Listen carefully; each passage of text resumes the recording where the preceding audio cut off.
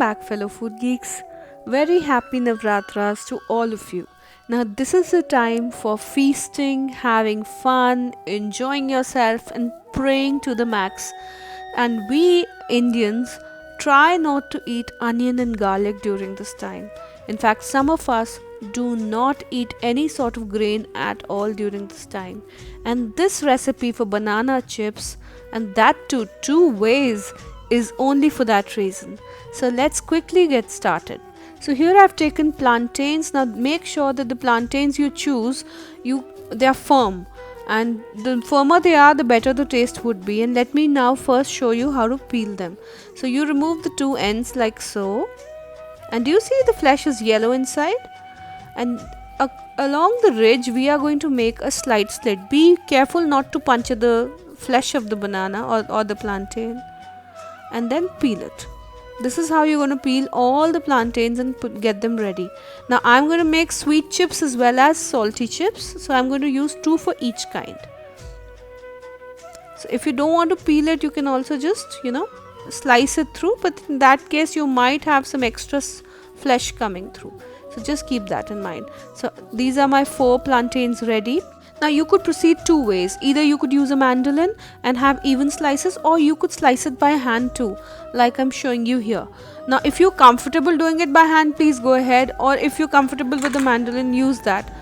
This is the thickness you'll get when you use your hand, and let me show you a few with the mandolin also, so that you can get a better idea.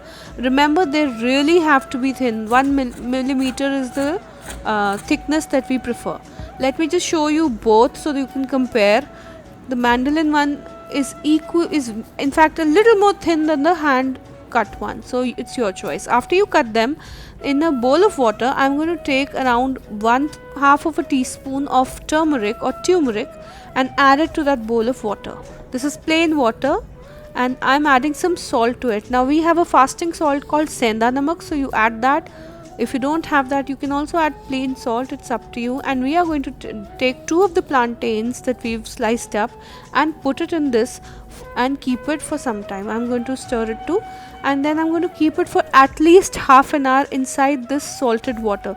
Now these are the salted chips that we are making. These are also called banana chips, although they're made from plantains. And these are the 2 plantains which I have cut. But I am not going to put this in water, and I'm not going to add anything to it. I'm going to fry them directly, because here I'm making sweet chips with this. So this is coconut oil. I'm using coconut oil. You can use any oil of choice. I've heated it to a high to medium, and now I'm going to put in the chips. Make sure that when you're putting in the chips, put them in one by one and not throw them together, because if you throw them together, they tend to stick to each other. Now you'll see that this foam will subside after a little while. Keep moving them around, and then they will be ready. And you'll also hear that sound which will tell you that they are ready. I'll just hear this.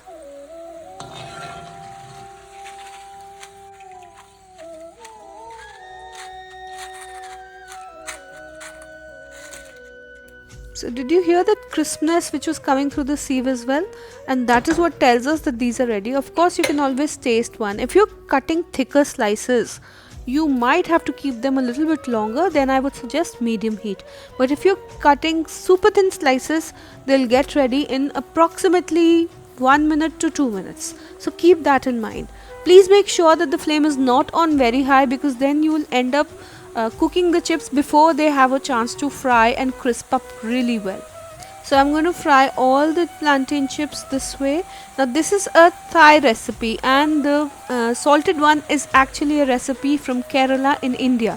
So different places, the method is almost the same, and the flavoring is different. These sweet chips belong to Thailand, and the salty chips are called Kerala chips, banana chips. And now do you see this foam? Again it's going to subside, and these are going to be ready.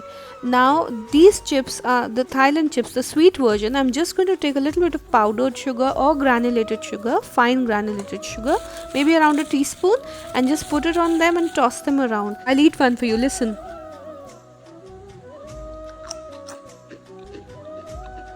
They're really crispy and delicious. Now we'll proceed to the salty ones. Now it's been half an hour and my sweet chips are ready. So the first thing I do is I'm going to take these chips out of the water and put it on top of a kitchen towel. I basically want it to dry up a little, so I leave it here for around an hour. You can leave it for less if it's maybe hot where you live or quite warm. If you just switch on the fan and keep it for some time, maybe even half an hour is fine, but I'm going to keep it for 2 hours because it's quite cold where I live. So for after 2 hours they would be sufficiently dry, not really dry but sufficiently dry for me to fry. So at least keep them for 1 hour is my suggestion, and you can go as much as 2 hours to 3 hours. And now again I've heated up the oil and I've put one in to see that the oil is ready.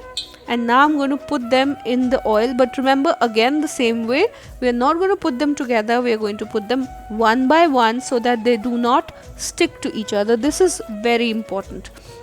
Now you might think, why have I made the sweet chips, I put sugar just on top after frying, and why can't I do the same thing to these chips? I could have easily put the salt after frying.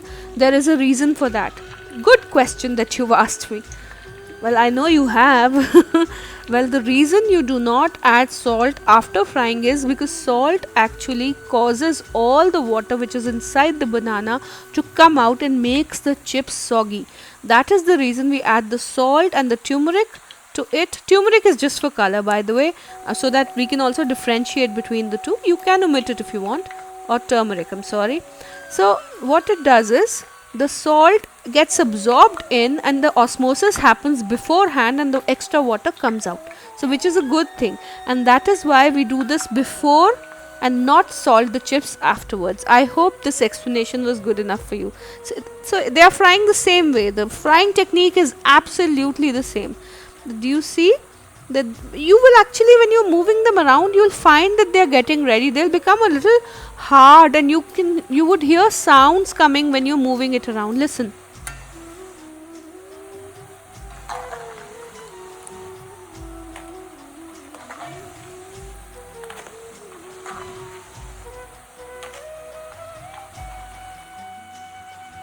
So they've cooked for approximately 2.5 to 3 minutes and you can see that they're really well crisped up. And now I'm going to take these out and then put them on a kitchen towel. These are really crisp, as you can hear.